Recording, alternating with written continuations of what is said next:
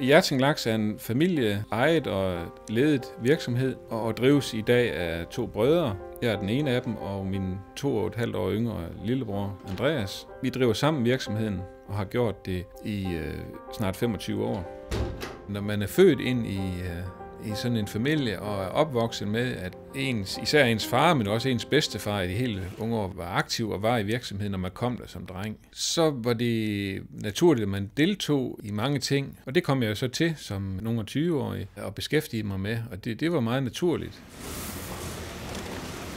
Man skal altid kunne forvente af produkter, som bærer navnet Hjerting Laks, at det er fremstillet af de bedste råvarer og mest velsmagende kvalitet. Det kan vi garantere, fordi det er det, vi står inden for, det er det, vi står op om morgenen for, og det er det, vi lever under for.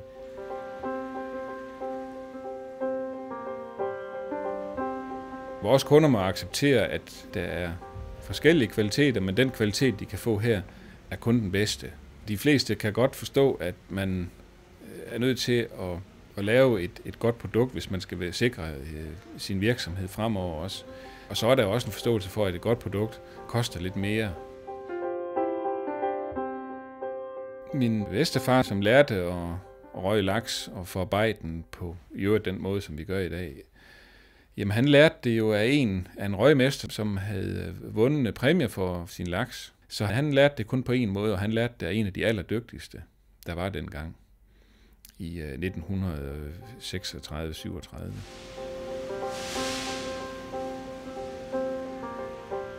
Håndsaltning er den måde, vi gjorde det lige fra starten, og som har været kendt igennem århundreder. Når vi salter fisken i hånden og lægger salt på, så trækker saltet naturligt vand ud af fisken. Cirka 6-8% af vandet forsvinder alene i saltprocessen og giver dermed en fasthed. Saltningen har først og fremmest til formål at konservere produktet og er dermed en meget vigtig del af processen. Når den har ligget i den tid, det skal, så bliver saltet skyllet af, og fisken får lov at dryppe af, hvorefter den er klar til at tørre og røgeprocessen. Hvornår ved man, at de er færdige? Det er det, der er svært. Det er det, røgmesteren skal kunne se og mærke.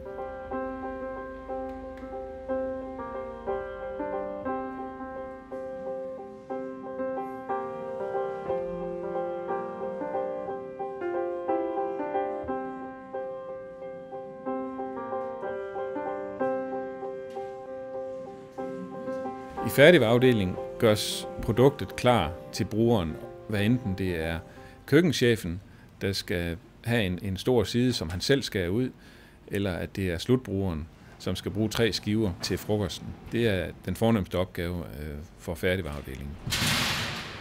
Vi synes, det er vigtigt at bibeholde følingen med de produkter, vi laver, og da røgprocessen er så vigtig en del af vores produkter, så deltager vi selv i det, min bror og jeg.